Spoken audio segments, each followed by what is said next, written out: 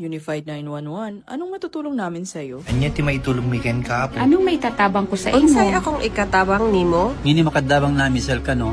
Sa anumang wika o dialekto, may tulong na darating sa iyo.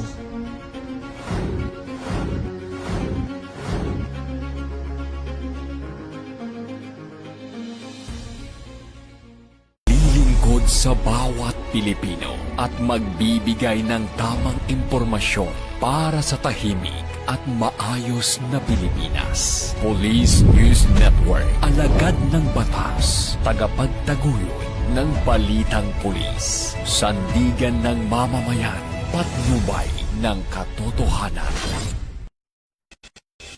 La Campo Crame, maghahatid ng pinakahuling kaganapan at nagbabagang balita. Ito ang PNN Police News Network. At ngayon, ang inyong mga tagapagbalita. Magandang araw, Bagong Pilipinas. Ako ang inyong tagapagbalita, tagataguyod ng Balitang Pulis, NUP Loreto Bonifacio Concepcion. At ngayong araw ng Biyernes, makakasama nating muli bilang special guest co-host, walang iba kundi si Miss Ricky Abuel de la Peña, former Miss Universe Philippines Lokban, at Miss Philippines Youth Grand Winner 2019. Magandang umaga sa iyo, Miss Ricky.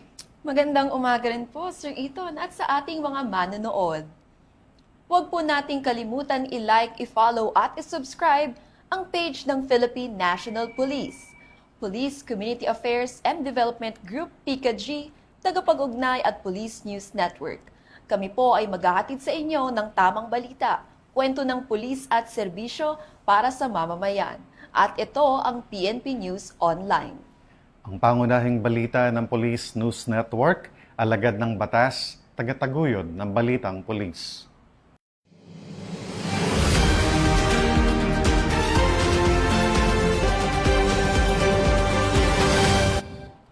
Narito ang mga balitang hatid ng ating PNN correspondents mula sa iba't ibang panig ng bansa.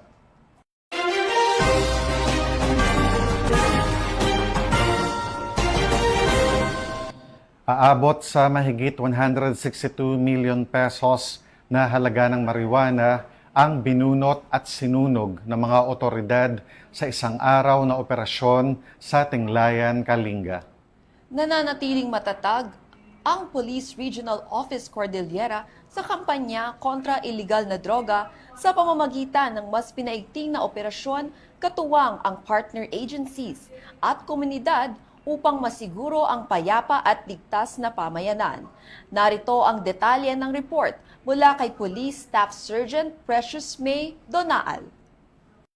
Nagresulta sa panibagong malaking tagumpay ang tuloy-tuloy na kampanya kontra iligal na droga ng Police Regional Office Cordillera Administrative Region matapos madiskubre at masira ng pinagsanib na anti-drug operatives ang mga tanim na marijuana na may kabuuang standard drug price na 162,020,000 pesos.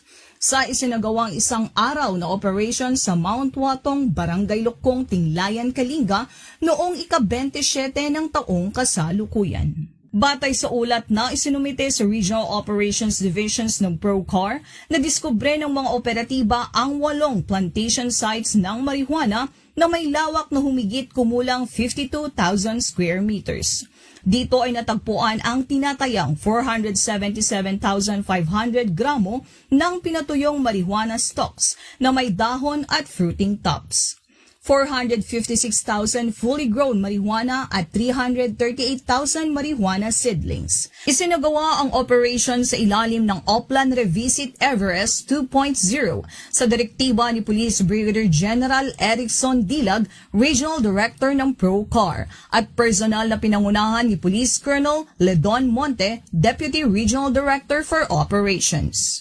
Kabilang sa mga lumahok sa joint operation ang mga personnel ng Philippine Drug Enforcement Agency Kalinga, mga kapulisan ng Kalinga Police Provincial Office, Regional Headquarters, Mountain Province Police Provincial Office, Ifugao Police Provincial Office at Benguet Police Provincial Office. Matapos ang dokumentasyon, ang lahat ng marijuana plants ay binunot at sinunog mismo sa lugar. Patuloy naman ang investigasyon ng mga otoridad upang matukoy ang mga taong nasa likod ng mga iligal na plantasyon. Ang matagumpay na operasyong ito ay sumusuporta sa pangunahing advokasya ng Chief PNP na sugpuin ang iligal na kalakalan ng droga mula mismo sa pinagmulan nito, maging sa mga liblib at kabundukang lugar kung saan sinusubukang itago ng mga cultivator ang kanilang mga plantasyon. Ngunit sa pamamagitan ng paggamit ng drones ay matagumpay na nasuri ng mga operatiba at naging susi sa pagkadiskubre ng mga nakatagong plantation sites. Nananatiling matatag ang Procar sa kampanya nito laban sa iligal na droga sa pamamagitan ng tuloy-tuloy na operasyon at pinaigting na coordination sa mga partner agencies at komunidad. Layunin ng kapulisan na mapanatiling ligtas at drug-free ang buong Cordillera Region. Mula dito sa Tabuk City, Kalinga, ako ang iyong Police News Network Correspondent, Police Staff Sergeant Precious May Donaal, alagad ng batas, tagataguyod ng Balitang Pulis.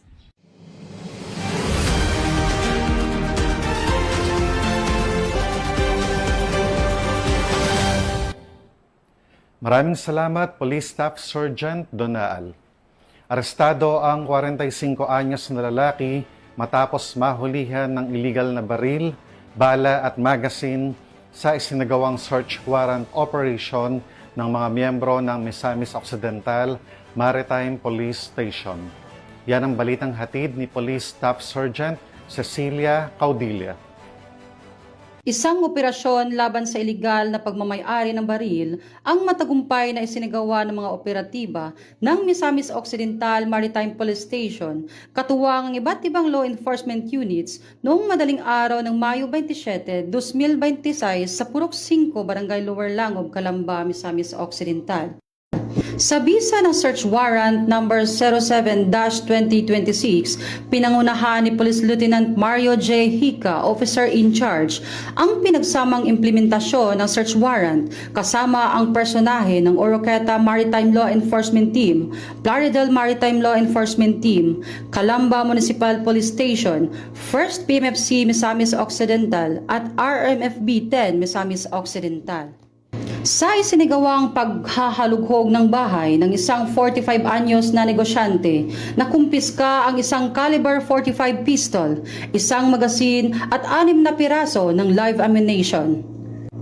Ayon sa ulat, ang naturang search warrant ay inilabas ni Honorable Mary Faith R. Putoy Monte de Ramos, Executive Judge ng RTC Branch 35 Osamis City noong Mayo 22, 2026.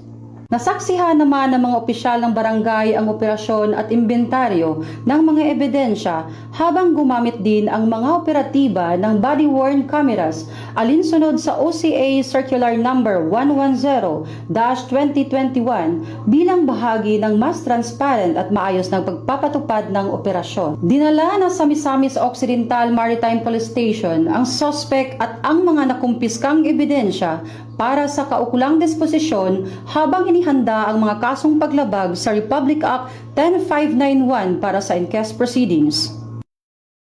Dito sa Misamis Occidental Maritime Police Station, ako po si Police Corporal Bunyaw para sa Police News Network, Bagong PNP para sa Bagong Pilipinas, serbisyong mabilis, tapat at nararamdaman.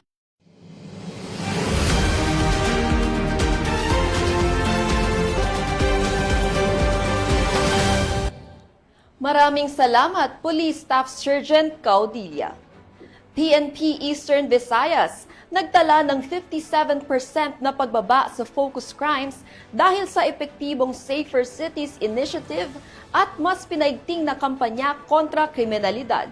Patrolman Edwin Baris magbabalita. Naitala ng Police Regional Office 8 ang malaking pagbaba ng krimen sa Eastern Visayas matapos paigtingin ang implementasyon ng Safer Cities Initiative sa rehiyon.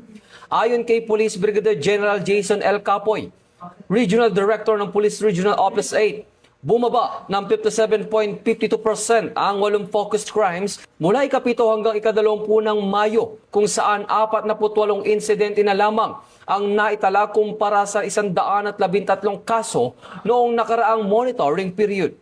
Kabilang sa mga krimeng may malaking ibinaba ang rape, theft, robbery, murder, homicide, physical injury at carnapping. Sinabi ni Police Brigadier General Capoy na patunay ang patuloy na pagbaba ng krimen sa pagiging epektibo ng pinaigting na police operations, police visibility at pakikipag-ugnayan ng iba't ibang ahensya ng pamahalaan sa ilalim ng Safer Cities Initiative. Ito ang bagong PNP para sa bagong Pilipinas. Serbisyong mabilis, tapat at nararamdaman. Mula dito sa National Headquarters ng Philippine National Police, ako ang inyong PNN correspondent, Patrolman Edwin Baris, alagad ng batas, tagataguyod ng Balitang Pulis.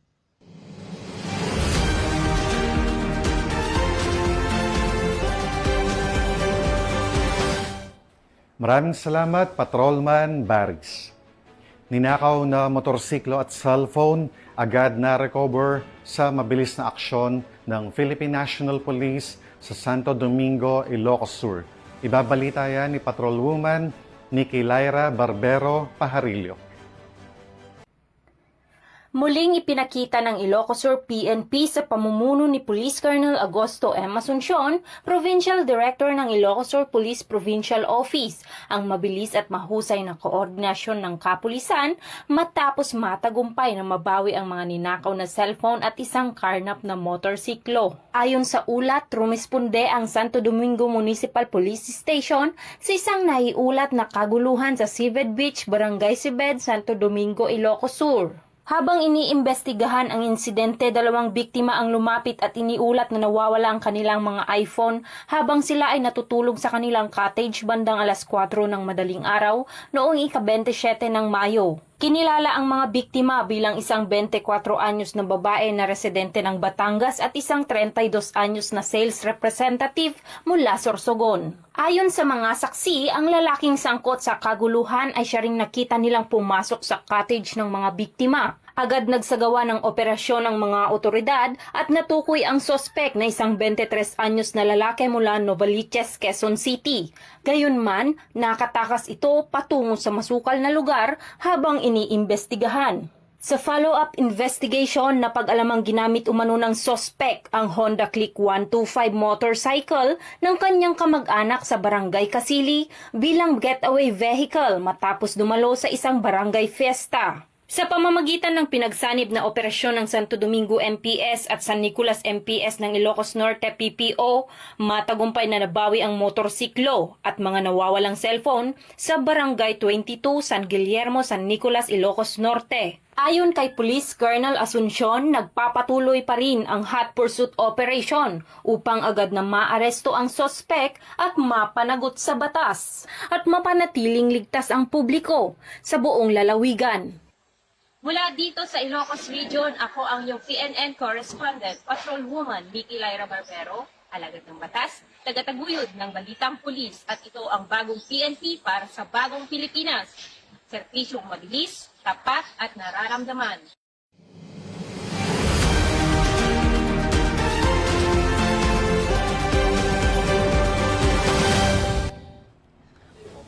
Aabot sa mahigit kumulang na 490,000 pesos na halaga ng hinihinalang shabu ang nakumpiska sa anti-illegal drug operation ng Ilocos Sur Provincial Drug Enforcement Unit at iba pang partner agencies sa Lidlida, Ilocos Sur. Ang pagkakahuli sa suspect ay bunga ng maagap na koordinadong operasyon ng Philippine National Police upang wakasan ang banta ng illegal na droga sa bansa. Magbabalita riyan si Patrolwoman Nikki Lyra Barbero. Arestado ang isang high-value individual sa ikinasang anti-illegal drug operation ng mga operatiba ng Ilocos Sur Provincial Drug Enforcement Unit kung saan nakumpiska ang tinatayang 470,000 pisong halaga ng hinihinalang shabu sa green market ng Barangay Poblacion Sur, Lidlida, Ilocos Sur. nito lamang ika-25 ng Mayo taong kasalukuyan. Matagumpay ang operasyon sa pangunguna ng Ilocos Sur Provincial Drug Enforcement Unit, katuwang ang Lidlida MPS at iba pang unit ng pulisya. Nagresulta ang operasyon sa pagkakaaresto ng isang 54 anyos na lalaki na nakatala bilang high-value individual at residente ng bayan ng Gregorio del Pilar, Ilocos Sur. Nahuli ang sospek habang aktong nagbebenta ng hinihinalang shabu sa pusher buyer.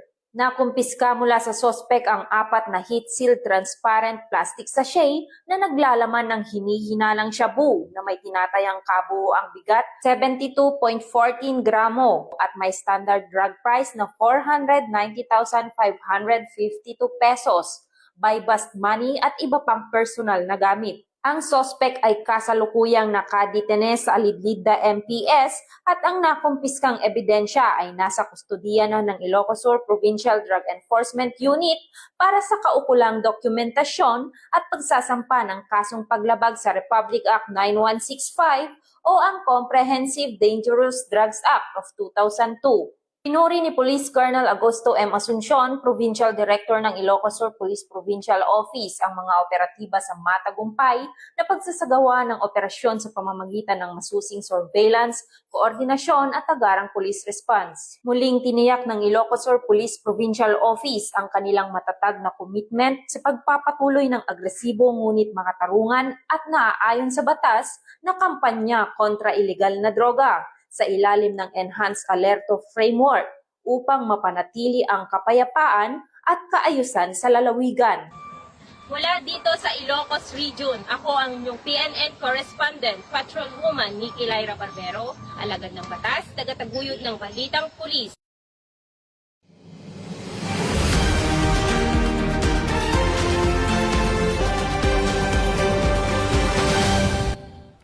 At yan ang mga balitang nakalap ng ating PNN correspondents mula Luzon, Visayas at Mindanao.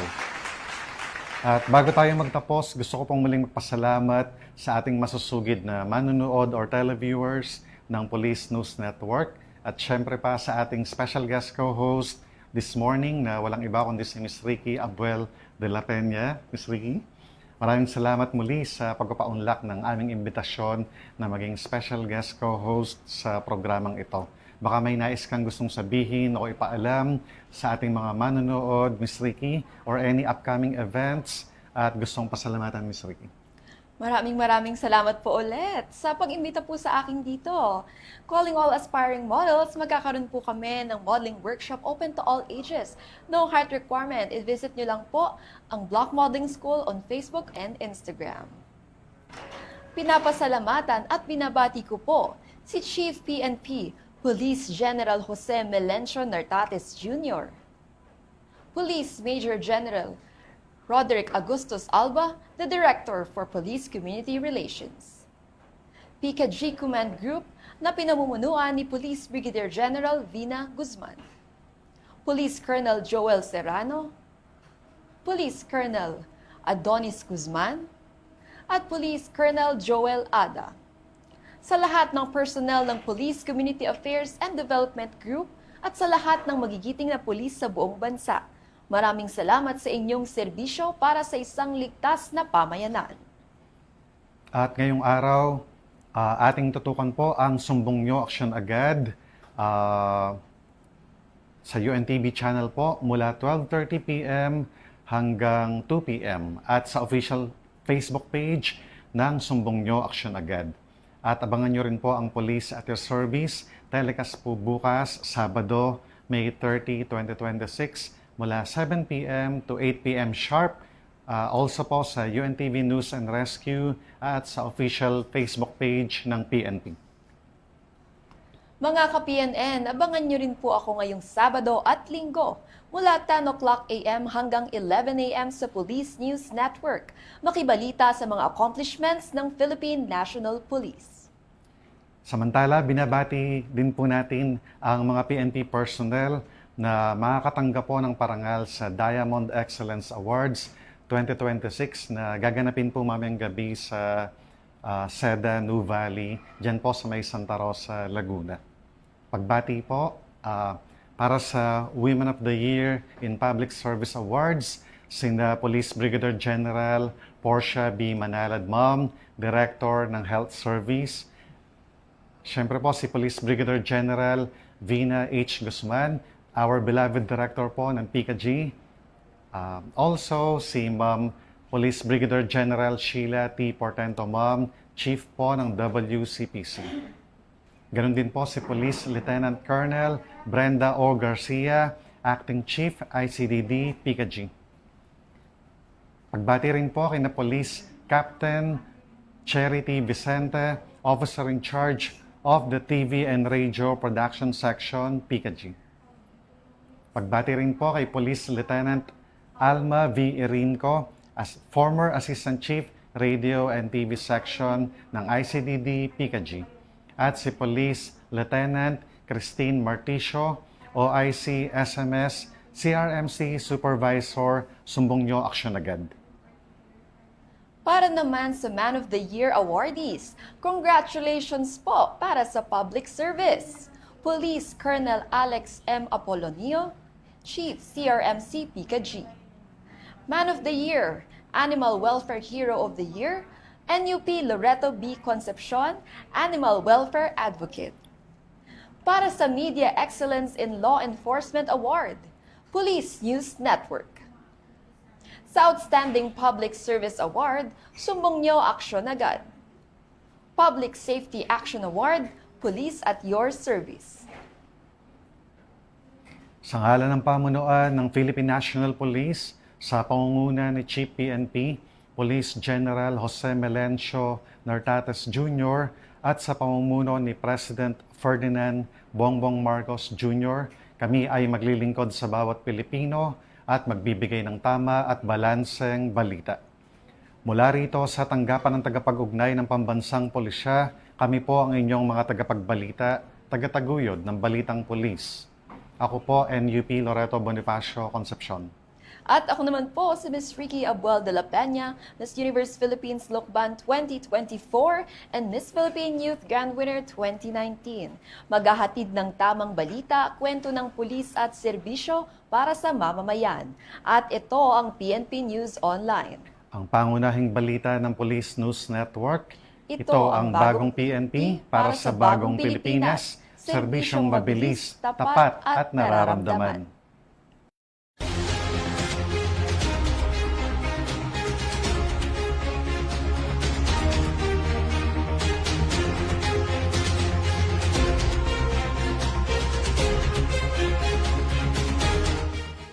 Police News Network, alagad ng batas, tagapagtaguyod ng balitang pulis.